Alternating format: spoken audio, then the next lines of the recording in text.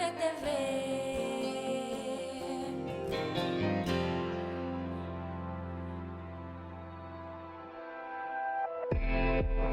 Hablemos.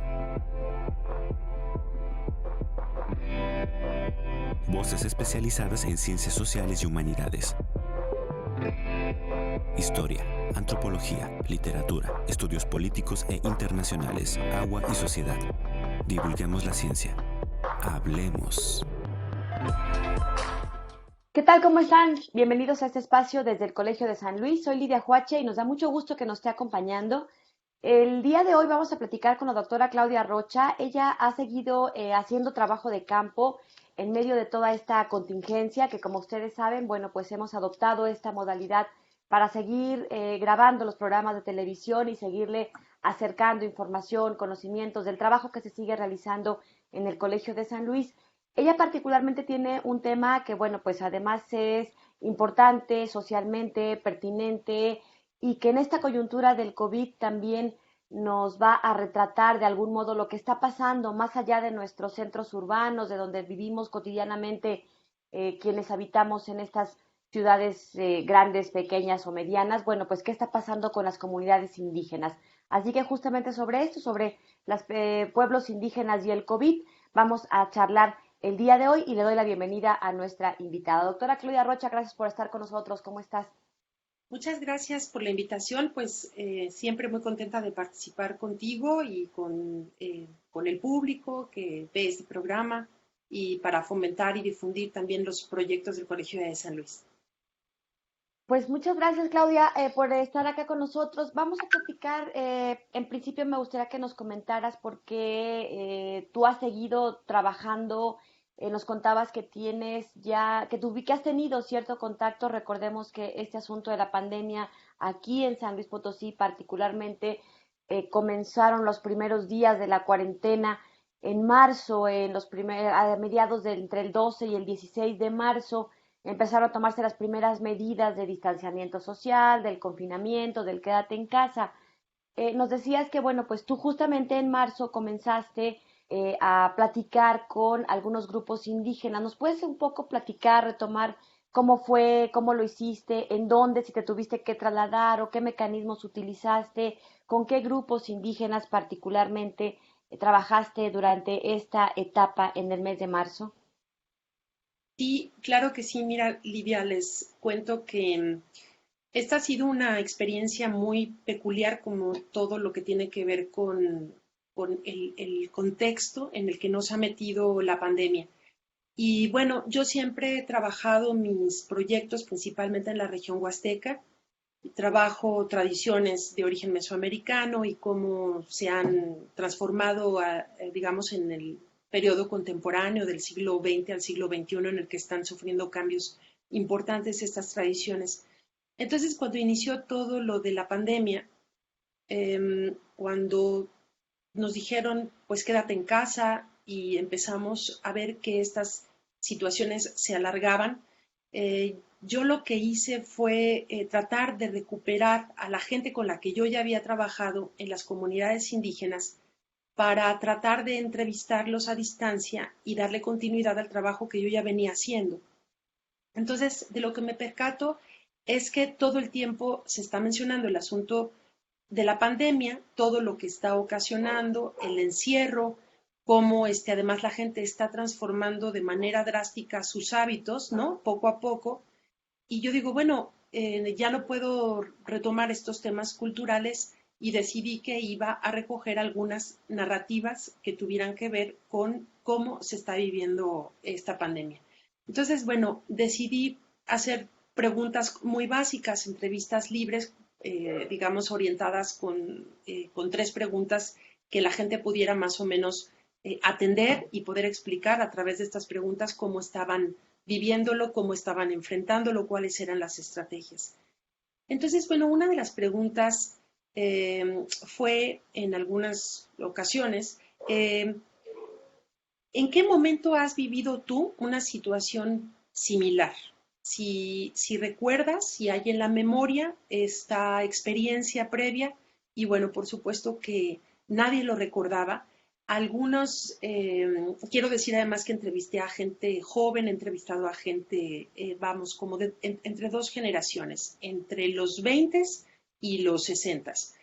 Entonces, bueno, la gente lo que me dice, sobre todo la gente mayor, es que recordaba la epidemia que tenemos, bueno, que creo que también puede llamarse pandemia, que tiene que ver con la influenza, que vivimos en el 2009, que fue cuando se cerraron también muchos negocios, nos dijeron no salgan, hay que tratar de cuidarnos porque todavía no se tenía una vacuna, pero nunca fue tan fuerte como lo que se está viviendo en la actualidad. Entonces, bueno, he estado haciendo estas entrevistas, recuperando estas narrativas de indígenas en la Huasteca Potosina, que bueno, son nahuas, he trabajado también con la gente del pueblo Tenec y con Pames. Entonces, entre, digamos, estos tres pueblos, sí, estos tres pueblos originarios, he tomado pequeños grupos, porque bueno, no son tampoco muchas entrevistas, no lo he logrado, ahora voy a decir por qué, pero bueno, he tratado de que sea más o menos representativo para que también abarcar ciertas áreas geográficas o ciertos municipios de la región huasteca y los PAMES que están entre la Huasteca y la zona media. Entonces, bueno, por ejemplo, en esta primera etapa recuerdo también que me decían algunos que sí sentían miedo, ¿no? Que tenían preocupación por enfermarse, porque no sabían qué iba a suceder. Sobre todo creo que esto es algo que empezó a generarse desde la primera etapa, la sensación de incertidumbre que todavía se mantiene. Entonces, esto empieza a instalarse, digamos, en las creencias de la gente, a crearse un imaginario que tiene que ver con la pandemia y que empieza a alimentarse de diversas fuentes, ¿no? ¿Cuáles son estas fuentes? Lo que dicen los otros, ¿no? Un poco el rumor, lo que se dice en la televisión también, cuántos, digamos, las redes sociales y los noticieros en la televisión. Yo creo que todo el mundo está hablando de lo mismo y aquí hay una situación en donde no sabemos también, pues, qué tipo de información nos están proporcionando, ¿no? No sabemos hasta dónde el famoso fake news que se reproduce una y otra vez y que tiene que ver con la pandemia, el rumor también en donde lo que he escuchado es que esto fue algo, un virus producido por el mismo gobierno, algo que tiene que ver con el control de la clase gobernante hacia el resto de la población. Entonces, hay distintos datos. Entonces, la gente accede a la información de distinta manera, ¿no? Entonces, unos por la televisión y los noticieros y otros a través de lo que van escuchando, que dicen unos, otros y otros. Entonces, bueno, es así como empezaron a alimentarse y empezaron a reproducir y a interpretar sus propias versiones de lo que ha sido la pandemia. Entonces, bueno, también hay situaciones muy distintas según cómo la gente, digamos, los servicios a los que accede la gente. Entonces, estoy hablando de que he platicado con gente que está cerca de las cabeceras municipales, digamos, donde hay mayor urbanización, donde la gente accede de manera constante o más fácil a las redes sociales. Y el caso también de comunidades que están más alejadas, yo diría comunidades más cerradas en el sentido de que se mantienen entre ellos, su comunicación sigue siendo al interior de la comunidad, tienen menos movimiento que otros, acceden también menos a la tecnología porque no tienen señal, entonces se enteran menos, digamos, y tienen también más movilidad dentro de su espacio geográfico para llegar a un lugar y a otro, una comunidad y otra comunidad que puede estar comunicada, por ejemplo, a través de una vereda del monte. Entonces no fue necesario salir a las carreteras, en donde, bueno, hubo un momento en que había policía impidiéndole el paso a la gente, sobre todo para que llegara a colocar sus mercancías el día de mercado, porque los mercados también se cerraron, que son importantísimos en la, digamos, en la economía y para el intercambio de productos de todos estos pueblos. Entonces todo esto está cerrado y bueno, ¿a qué empiezan a recurrir estas pequeñas comunidades cerradas que tienen todavía un espacio donde sembrar, en donde todavía están como muy conectados con este sistema que es la milpa? Entonces, bueno, unos la han mantenido, no la soltaron pero otros han regresado a la milpa. Entonces es muy interesante saber cómo jóvenes que se habían desligado completamente de este sistema, digamos, agroalimentario, ¿no? Que le llaman también, digamos, le dicen cultivos de traspatio también, es que estaba tratando de acordarme de este concepto, del cultivo de traspatio, lo están recuperando algunos que hace años no sembraban. ¿Todas estas entrevistas las hiciste vía telefónica antes de irnos Sí, a la pausa? Vía telefónica todas. sí, entonces, bueno, es muy interesante lo que decías del trabajo de campo, porque sí puedo mencionar también cómo ha afectado esto a los que hacemos trabajo de campo, digamos, a las ciencias sociales, al campo de las humanidades, cuando tenemos, o no tenemos, sino es parte de nuestro compromiso y de cómo emprendemos nuestras investigaciones, el salir y entrevistar a la gente, ¿no? Así es, que se ha tenido que improvisar, reaprender o experimentar nuevas formas, nuevos mecanismos de recolectar toda esta información, porque habitualmente sí, bueno, son entrevistas, son encuestas, pero siempre presencialmente, ¿no? En el Sí. recorrido por las comunidades y demás. Vamos a ir a una pausa y vamos a regresar para seguir platicando con la doctora Claudia Rocha.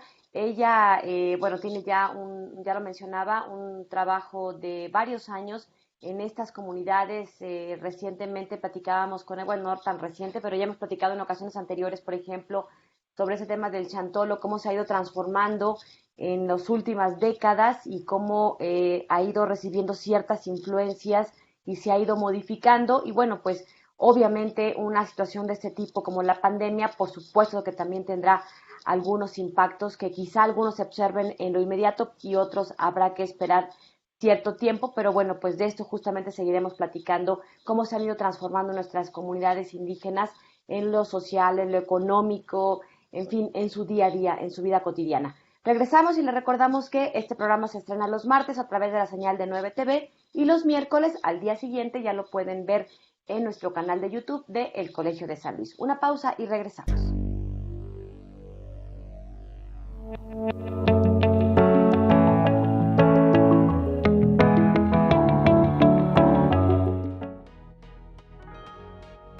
Los pueblos indígenas representan una gran diversidad.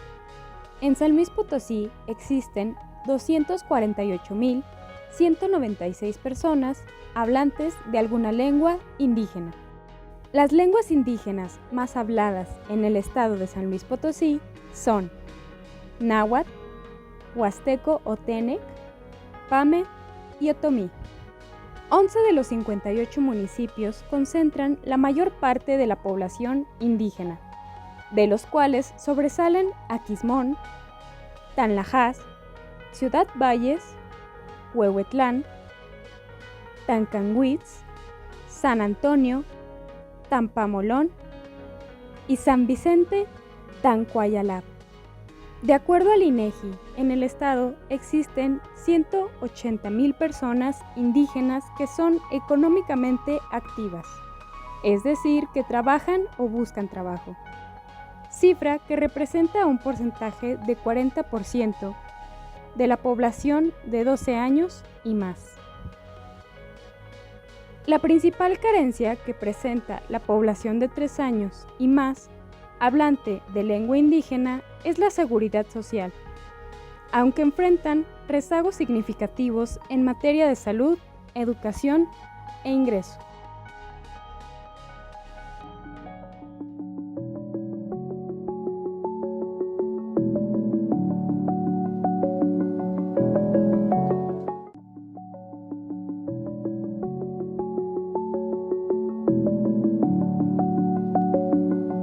Bien, estamos de regreso y vamos a ir platicando con la doctora Claudia Rocha. Estamos platicando de los pueblos indígenas y el COVID. Son muchos los impactos y a corto plazo pueden estarse ya observando algunos, pero sobre todo quizá a mediano y largo plazo es cuando más impactos se puedan observar. Sin embargo, bueno, pues los científicos sociales ya están en eso porque así es, las ciencias sociales tienen que responder, tiene que seguir trabajando y funcionando Y la verdad es que creo que ya lo habíamos platicado en otros programas con otros invitados, estas brechas que nos distancian tanto de nuestros grupos indígenas, de los pueblos más vulnerables, porque además se enfrentan condiciones de rezago social, de desarrollo humano, que los vienen arrastrando de varias décadas o incluso siglos. Esto no es un impacto inmediato por el COVID, es decir, las condiciones de pobreza. Sabemos, por ejemplo, San Luis Potosí es uno de los estados, de los primeros 6 estados con mayor índice de pobreza o más bajos índices de desarrollo humano, según los indicadores que establece la propia ONU o el Programa para el Desarrollo de las Naciones Unidas.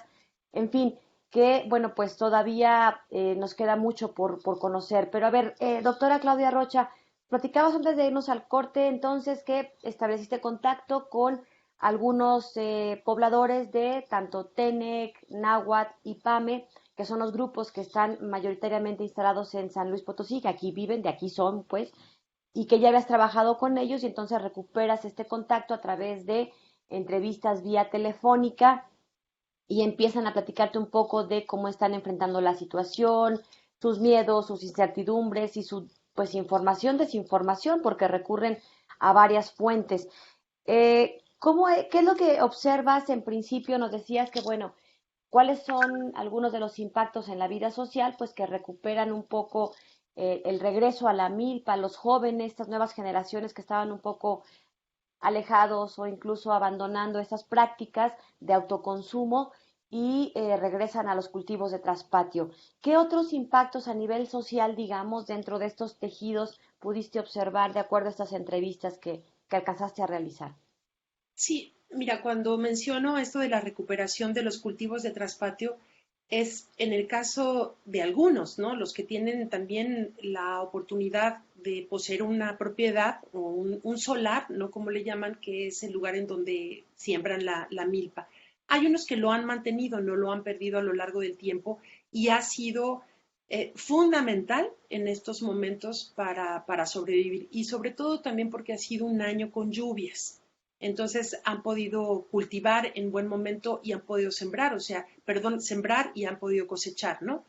Entonces, pensemos además que ya llevamos casi un ciclo agrícola completo con este asunto de la pandemia desde que entramos en el proceso de cuarentena, ¿no? Ya llevamos 5 meses, o sea, llevamos o casi el medio año. Entonces, bueno, hay quienes lo han podido abordar de una manera bastante eficiente, ¿no? De manera en que pueden resolver el autoconsumo de la familia, han implementado incluso o recuperado esto del trueque, ¿no? Que el trueque, bueno, pues es este sistema de intercambio de productos. Algunos lo han logrado, pero mira, por ejemplo, lo que mencionaba de los mercados que han sido cerrados al público, los mercados los famosos tianguis, que es un sistema en toda la Huasteca, ¿no? Van por días colocándose en distintos municipios. Entonces, bueno, esto es algo que se ha cerrado porque finalmente son lugares, son espacios donde confluye mucha gente y donde puede haber bastante contagio. Pero entonces, bueno, evitando el contagio, ¿qué es lo que está sucediendo? Bueno, porque se está afectando enormemente la economía de estas personas que vivían algunos de vender unos cuantos frutos o vegetales que recuperaban o de sus propios huertos o incluso del monte, ¿no? Hay muchos vegetales silvestres que ellos recuperan de salir a buscarlos al monte y los llevan a vender a estos lugares. Entonces, si ya no hay venta, lo que les queda es tratar de intercambiarlo entre ellos. Y ha habido incluso iniciativas que son interesantes por parte de pobladores no indígenas, digamos, mestizos que se han organizado y que mantienen la compra a escondidas, porque, por ejemplo, en el caso de Xilitla, la gente desciende de comunidades que están en la parte alta de la sierra, ellos vienen en camionetas con sus productos y los policías, digamos, la autoridad de la entrada les dice, no se puede colocar usted en ningún lado. Pero entonces, bueno, hay gente que se organiza y dice, a mí me repartes, me traes chayote, me traes nopal, lo que ellos cultivan, el cilantro, todos estos productos también silvestres y lo que tienen también ellos de su propio huerto. Y entonces hay gente que ha podido mantenerles como cierto ritmo para comprarles las cosas, pero es el caso de los más afortunados, ¿no?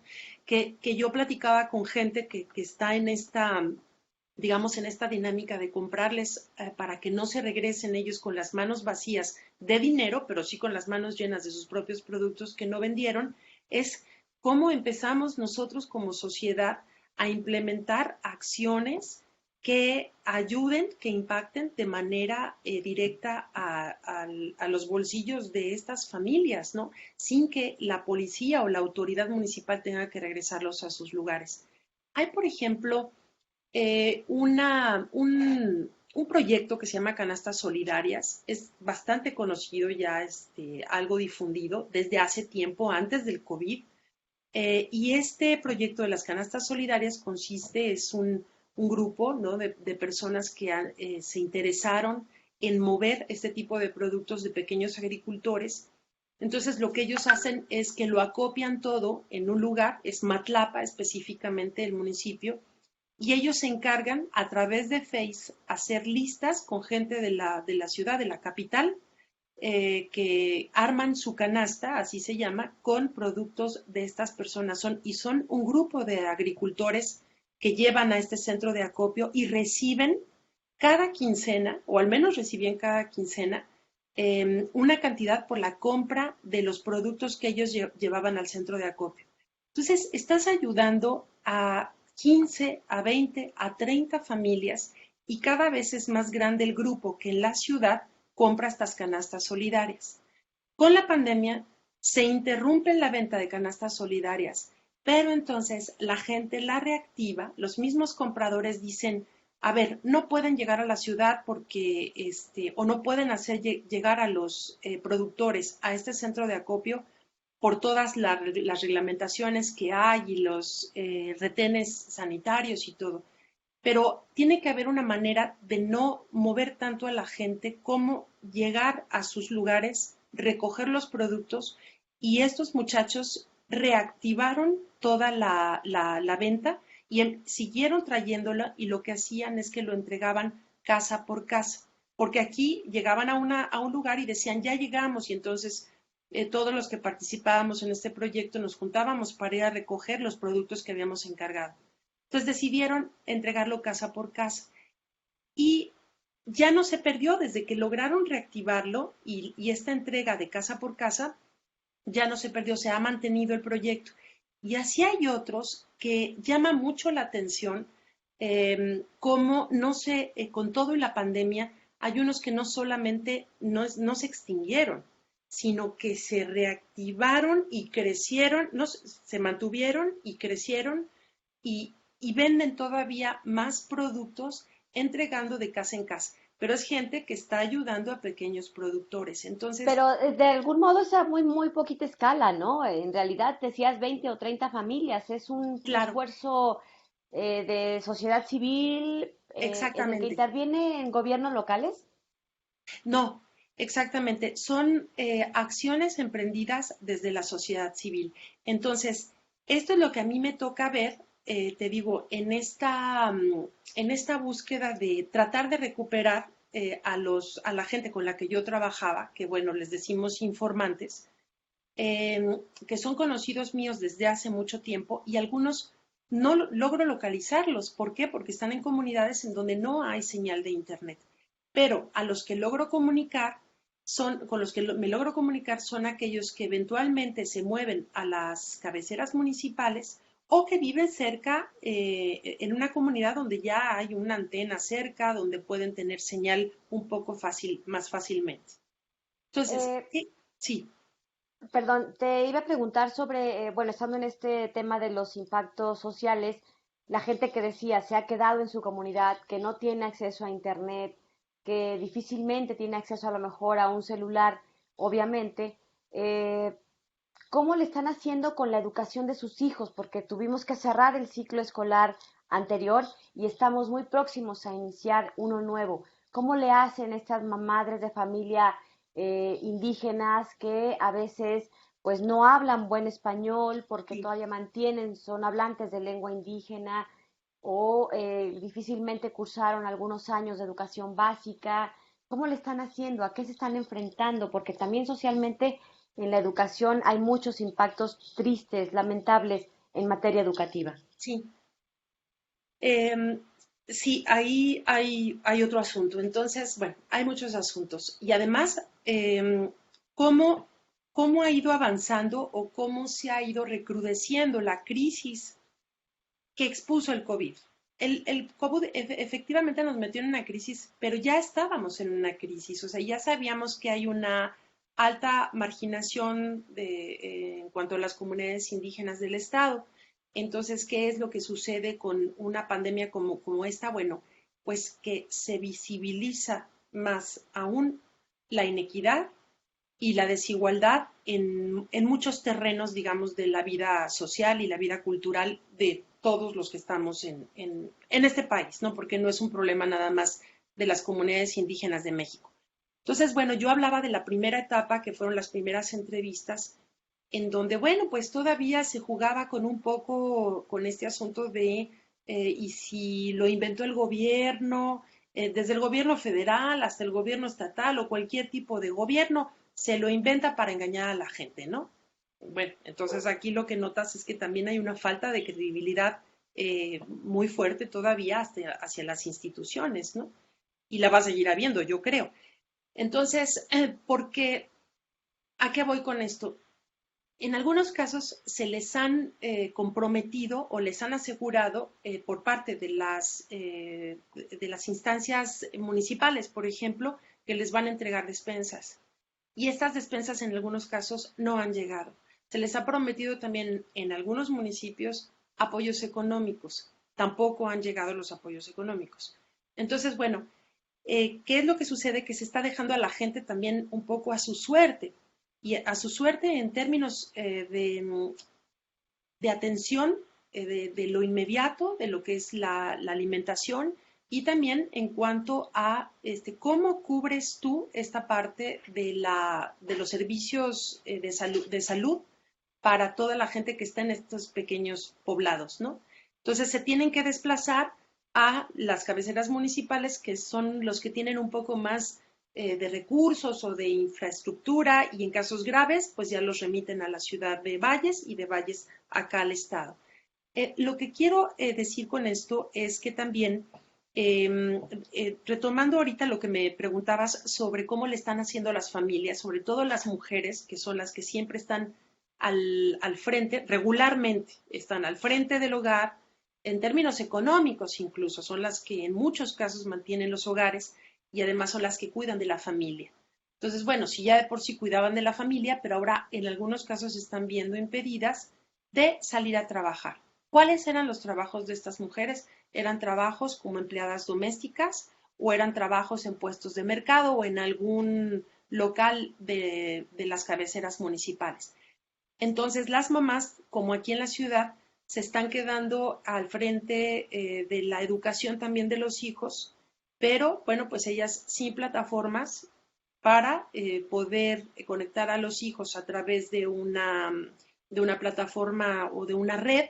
¿Y qué es cómo lo están resolviendo en algunos de los casos? En los mejores de los casos es con un teléfono celular. Hay que tener un dispositivo a través del cual, bueno, con señal, por supuesto, y a través del WhatsApp es una de las redes sociales más importantes con las que la gente se ha podido comunicar, por ejemplo, también para recibir las tareas que van a hacer los hijos, y a través también del WhatsApp y con fotografías les regresan a los profesores que están haciendo un trabajo titánico para además manejar al grupo a través de WhatsApp. Pero cuando no tienen el teléfono, porque he conocido algunos casos en donde el teléfono que tienen, pues es muy básico. Entonces, ¿qué sucede? Pues se pierde el año. Yo no sé cómo le está haciendo ahorita la CEGE, si efectivamente pierden el año o no lo pierden y le dan el grado al niño para, digamos, para acceder al siguiente nivel, pero en realidad el año está perdido en muchos de los casos. Entonces, hay quienes sí lo han logrado y hay profesores que incluso han ido casa por casa a tratar de entregar fotocopias. Entonces, o lo resuelven con fotocopias o llega un momento en que ya no le pueden dar seguimiento porque no tienen acceso a un teléfono y a buena señal. Entonces, ¿cuál es el otro punto aquí? Que la educación también en la parte rural empieza a complicarse, empieza a ser ya un reto difícil de salvar porque el acceso a las tecnologías no es el del común de toda la gente, ¿no? Se oyen también muchos comentarios en el sentido de, pero ¿cómo? Si tienen buenos teléfonos, si todos están comunicados. No todos están comunicados, no todos tienen señal, algunos sí, y podemos decir que los jóvenes además apuestan siempre a tener un trabajito, una chambita donde ganen un poco de dinero. ¿Para qué? Para comprarse un celular. Un buen celular, ¿no? El mejor que puedan pagar. Ellos se conectan, creo que sale incluso hasta más caro estar pagando así como pequeños salditos, ¿no? Y no tener un plan. Es una tecnología cara también y no está del todo democratizada, ¿no?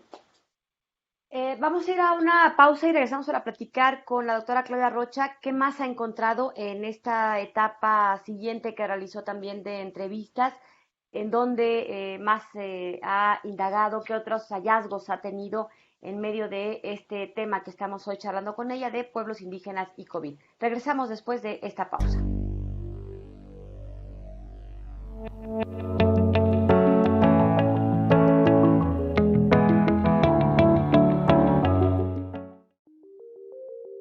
Hay más de 476 millones de pueblos indígenas en el mundo, que se encuentran repartidos en todas las regiones del planeta. Los pueblos indígenas, en particular las mujeres y las niñas indígenas, suelen verse afectadas de manera desproporcionada por las epidemias y otras crisis. Además de la pobreza y el estado de salud, muchos pueblos indígenas viven en comunidades aisladas o remotas, donde los servicios de atención de la salud son de difícil acceso y tienen capacidad limitada o simplemente no existe. Enfrentan dificultades al tener poco acceso a Internet, así como a servicios de telecomunicaciones, telefonía, radio y televisión, escasos o insuficientes, lo que dificulta que accedan a información. Se encuentran con la situación de no trabajar por la contingencia al no poder salir de sus comunidades y además están limitados al no tener acceso a productos básicos en la actualidad como gel antibacterial y cubrebocas. Según la UNESCO, la pandemia acelerará muy probablemente el proceso de pérdida de la diversidad lingüística. Las 68 lenguas indígenas y 364 variantes que se hablan en México se encuentran bajo seria amenaza de desaparición y, de hecho, los últimos hablantes de esos idiomas se encuentran en el rango de población más vulnerable ante el COVID-19.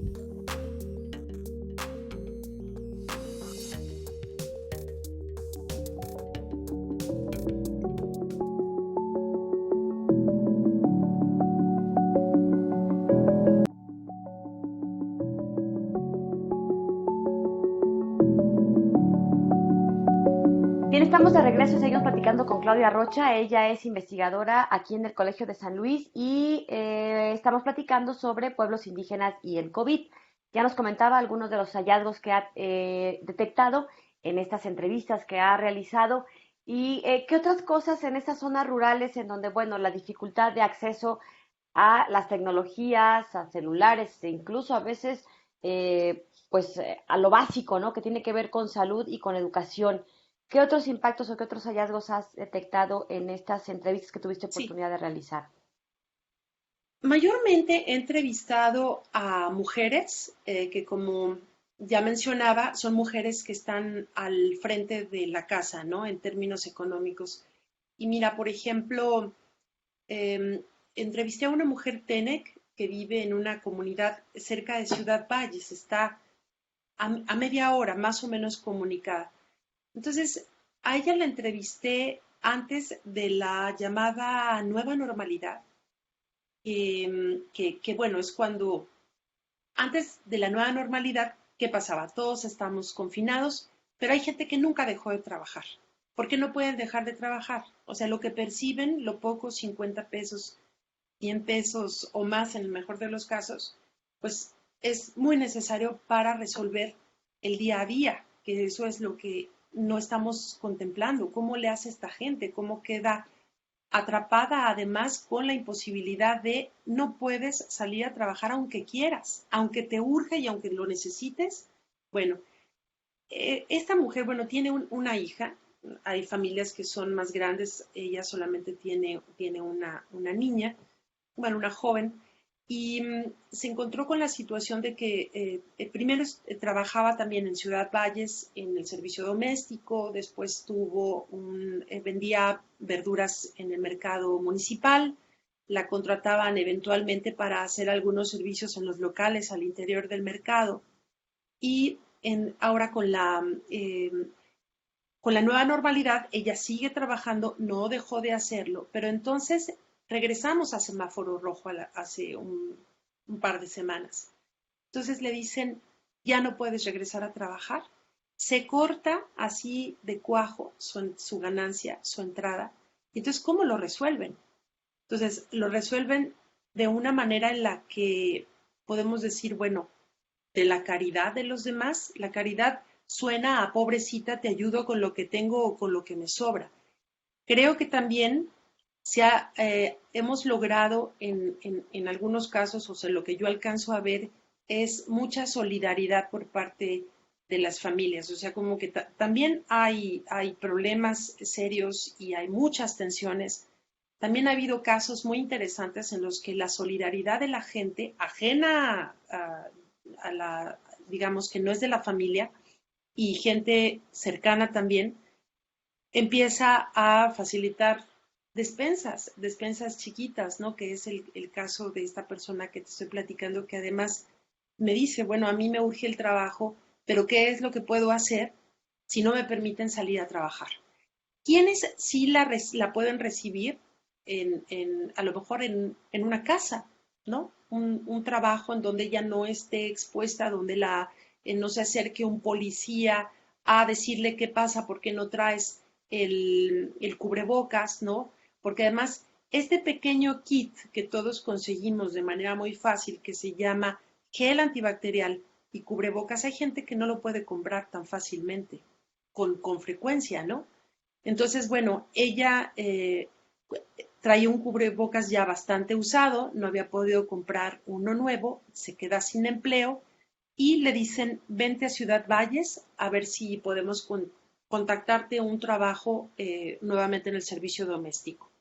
Y en el servicio doméstico, bueno, que además significa que la gente está pagando menos, te están contratando por menos días. O sea, realmente la situación nos está llevando a un drama, ¿no? En términos económicos y a veces más que humanitario. Sí es humanitario, pero yo veo más casos de contagio, por ejemplo, en la capital y en las cabeceras municipales. En algunas comunidades, cuando llega el COVID, es por alguien que estuvo en contacto o es un jornalero que viene de Estados Unidos y regresó a su país y llega y contagia a su familia, o es una persona que tiene mucho contacto con centros públicos y regresa y contagia a las comunidades. Hasta ahora se ha controlado un poco más en esto que yo llamo las comunidades cerradas, pero por ejemplo ya empiezo a escuchar casos de COVID en esta segunda etapa después de la nueva normalidad. Entonces, ahora, ¿qué pasa también? Casos de COVID ¿quién dice que es un caso de COVID?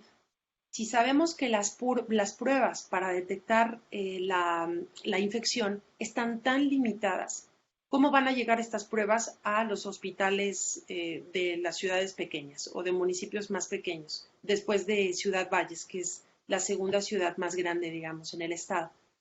Entonces, ¿quién les hace la prueba? Pues cualquiera que tiene un poco de tos o que tiene un catarro o que le dio anginas, es pasado ya por el asunto del COVID.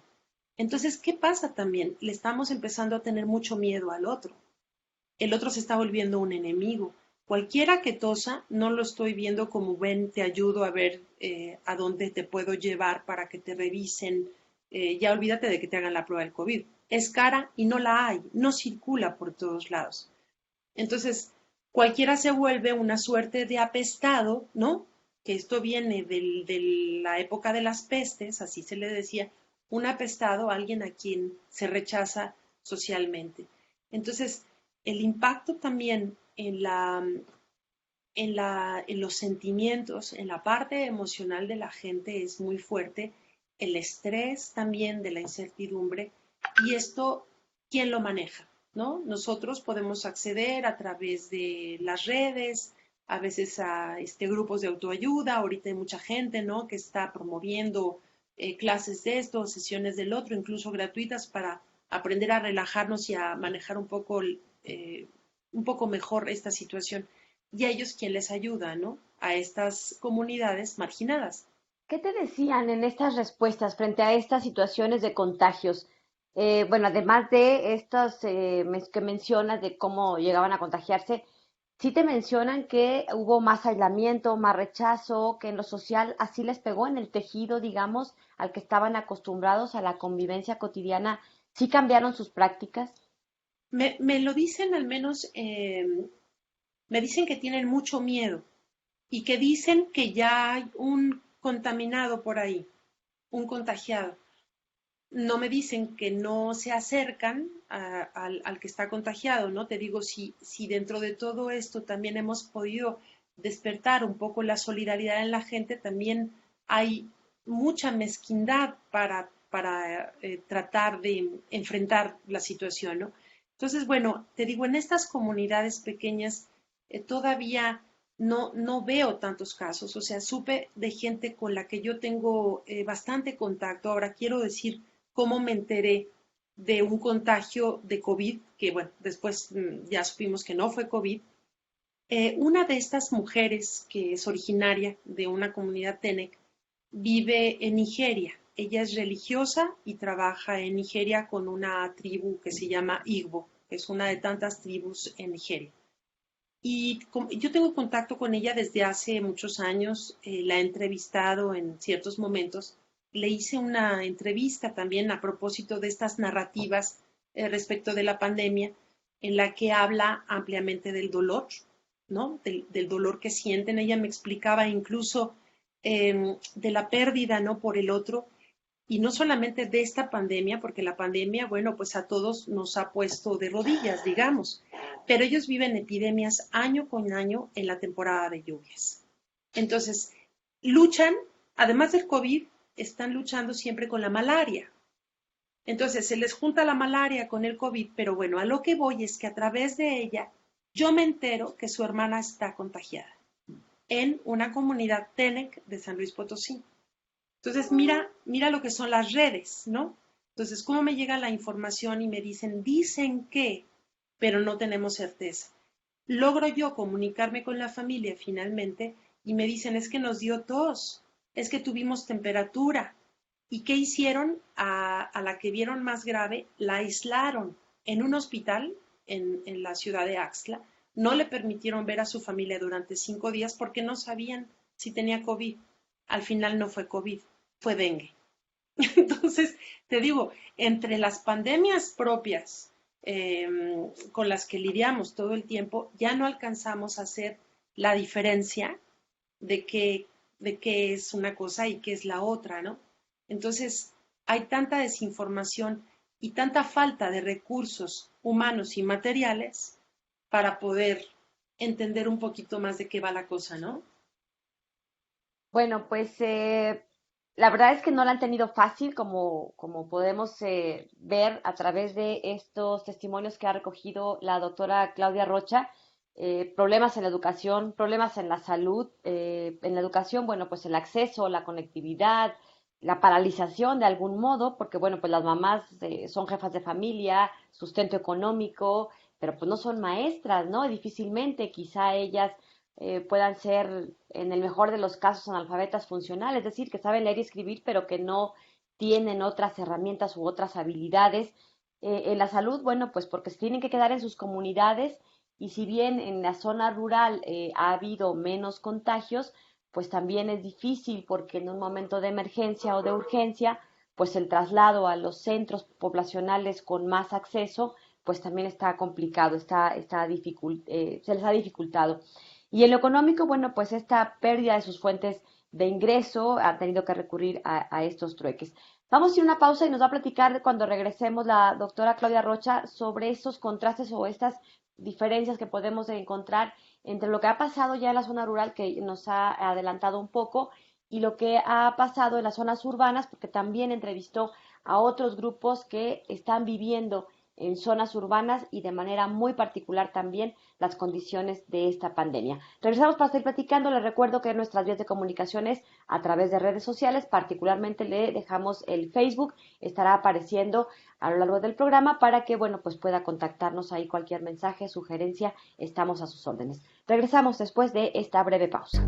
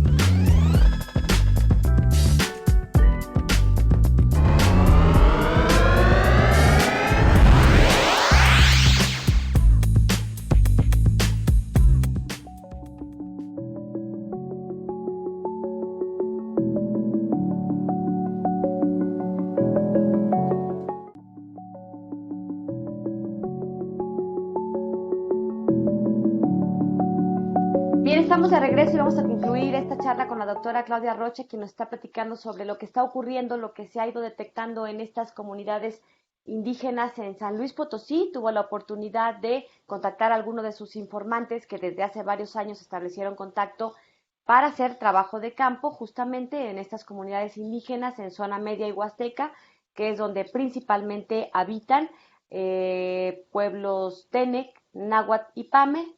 Recordemos que de acuerdo al último censo del INEGI, cerca del 10% de la población en San Luis Potosí son hablantes de lengua indígena y, bueno, particularmente habitan en estas zonas, ¿no? Doctora Claudia, platícanos un poco, bueno, pues todo esta, ya nos has comentado lo que fuiste encontrando en todas estas comunidades rurales, cercanas en ocasiones a poblaciones urbanas, pero principalmente con una dinámica, digamos, todavía rural de campo. Pero también platicaste o también tuviste contacto con personas que son triquis, que pertenecen a este grupo de población indígena, pero que obviamente pues no viven en sus comunidades originarias, sino que están trabajando acá en San Luis Potosí, en este callejón de San Francisco, en la capital potosina. ¿Cuál es la población originaria indígena del estado? Pues son Tenec, Nahuas y Pame, históricamente, desde hace muchos años. Por eso se les llama pueblos originarios, porque podemos decir que, bueno, desde tiempos ancestrales están en ciertas áreas que tienen que ver con esta región, con la Huasteca y con la zona media. Pero también, digamos, considerando la diversidad cultural del estado de San Luis Potosí, o sea, esto se amplía su espectro si tomamos en cuenta al pueblo triqui, que aunque son muy pocos, pero es una comunidad ya de unas 20 personas que están asentados aquí. La familia que primero llegó pues tiene 30 años viviendo en la ciudad de San Luis. Y está el otro pueblo que es el Huirrárica o Huichol, que también, bueno, entre migrantes o de ida y vuelta, porque siempre han tenido intereses y, bueno, a territorios simbólicos también en el estado de San Luis Potosí, sobre todo en el municipio de Real de 14, pero unos también asentados en la ciudad de San Luis Potosí. Yo he trabajado principalmente con las mujeres triqui, porque a una de ellas, que es una joven que llegó a los 5 años, que tiene 30 años de vivir, que llegó con esta primera familia que estoy comentando, me acerqué a ellos de manera reciente porque, a una de ellas, porque quería entrevistarla por un asunto que tenía que ver con el uso de su vestido tradicional.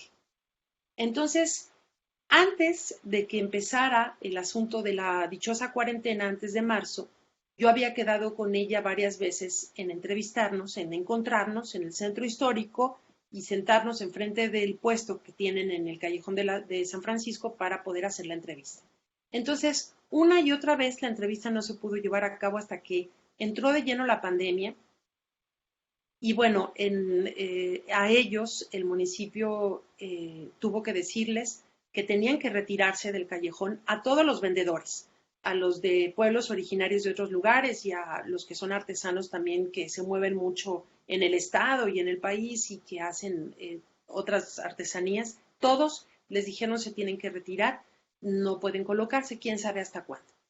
Entonces, bueno, lo que yo hice fue también acercarme, todavía llegué a, empezando este periodo de cuarentena, llegué a ir a la casa de una de estas muchachas, a la primera que entrevisté, y estaba ella con otra familia triqui, porque estaban celebrando el cumpleaños de uno de los hijos, y habían hecho alimentos tradicionales y unos tamales que solamente en Oaxaca se comen, y bueno, ahí empezamos a platicar más o menos del asunto de la pandemia y del miedo que tenían y ya tenían retirados del espacio público unas 2 semanas o 3 semanas y también les pregunté de qué estaban viviendo y me comentaron que la gente que los conocía, de pasar enfrente de ellos, que les compraban o que los conocían desde hacía tiempo, empezaron a organizarles despensas.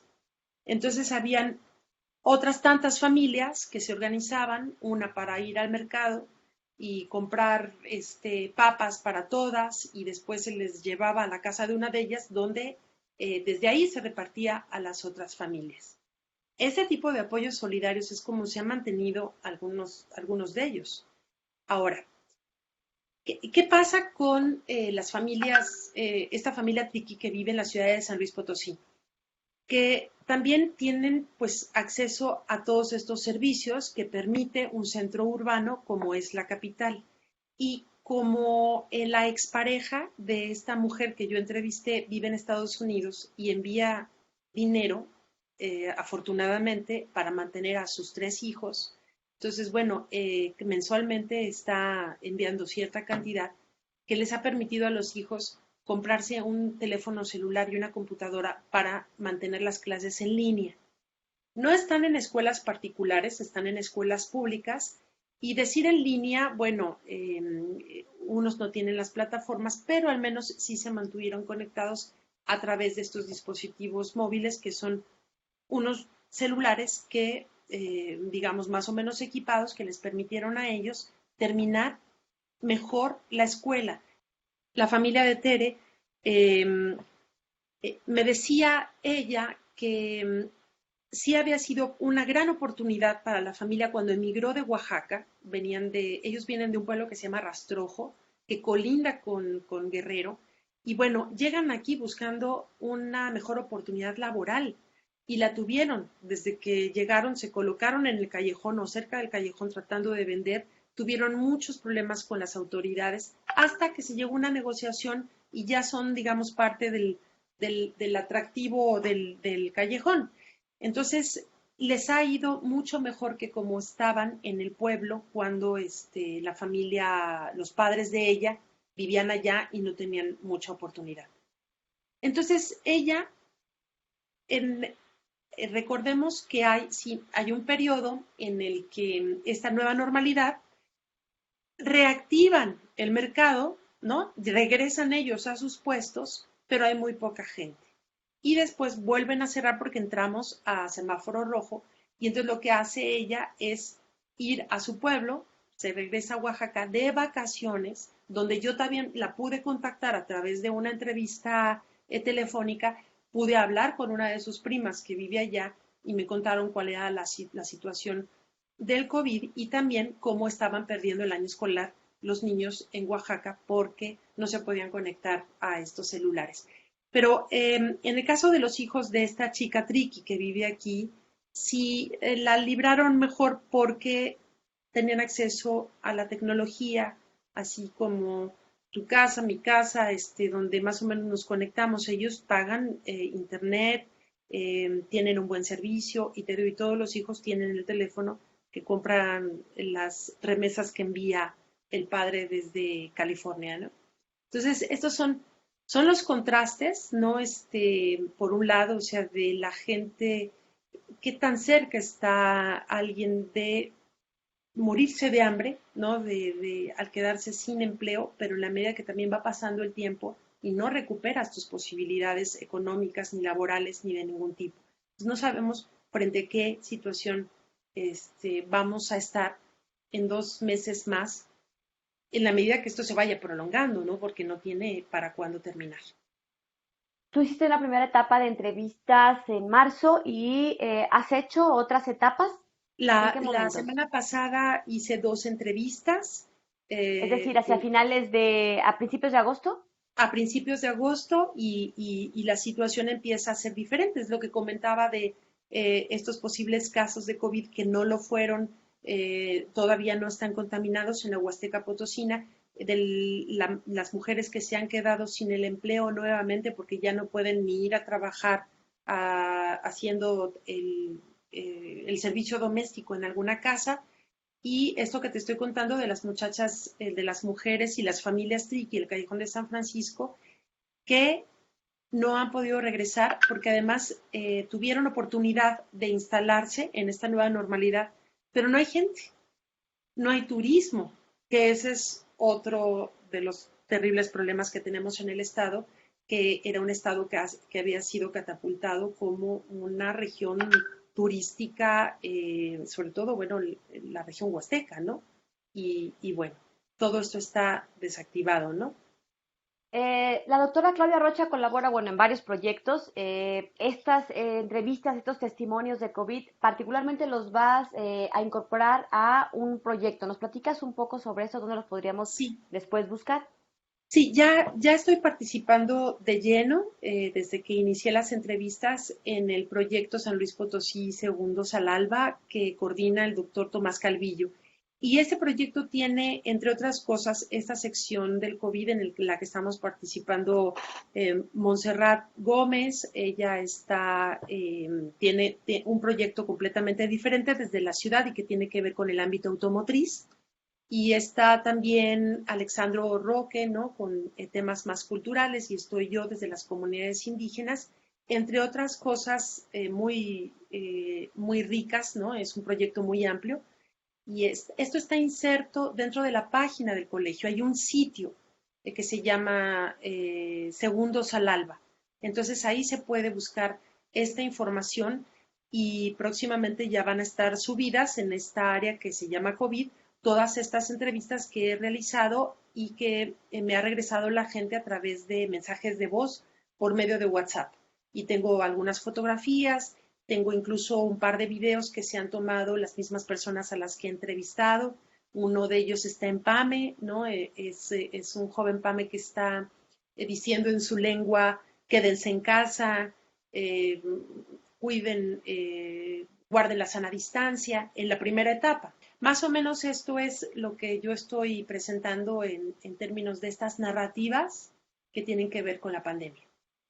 Doctora Claudia Rocha, muchas gracias por habernos compartido y supongo que tienes todavía muchísimo trabajo por hacer Sí, en estas nuevas formas de hacer ciencias sociales, en estos nuevos métodos, mecanismos de recoger información y bueno, pues además porque esta situación del COVID parece que no va a terminar en este mes de agosto. Muchas gracias por habernos acompañado, Claudia. muchas gracias.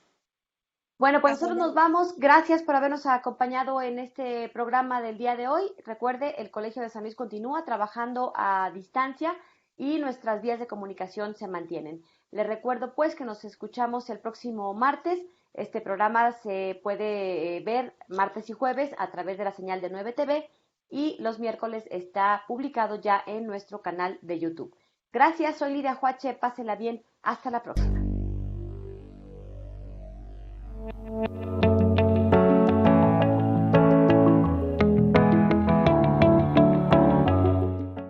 Si eres egresado Colsan de nuestra maestría en Antropología Social o Gestión Sustentable del Agua, te estamos buscando. Queremos escucharte y que sigas en contacto para poder apoyarte con lo que necesitas. Ayúdanos contestando el formulario que se encuentra en nuestra página de Facebook Egresados Colsan, en la parte de publicaciones.